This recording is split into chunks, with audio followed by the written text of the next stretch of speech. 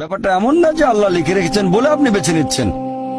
যেহেতু আপনি এটাই বেছে নেবেন, তাই আল্লাহ আগে লিখে রেখেছেন। এখানে পছন্দ আপনার, তবে আল্লাহ আপনার পছন্দ জানেন। যেমন ধরেন একটা রাস্তার মোড়ে আসলেন, সামনে 5টা রাস্তা, রোড নাম্বার 1, 2, 3, 4, 5। এখানে পছন্দ আপনার, বেছে নিতে পারেন রোড নাম্বার 1, 2, 3, 4, 5।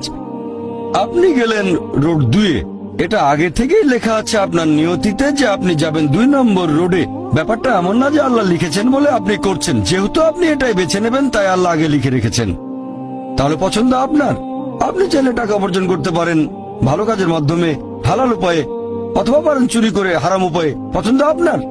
ধরেন চুরি করলেন, এটা আপনার সিদ্ধান্ত। তবে আল্লাহ আগে থেকে জানেন যে এই লোকটা সহজে টাকা পেতে চায়, তাই চুরি করবে।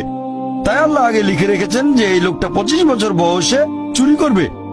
এখানে দোষটা কার? দোষ আসলে আপনার। তবে আল্লাহর আছে ইলমে গায়েব, তাই তিনি আগেই লিখে রেখেছেন।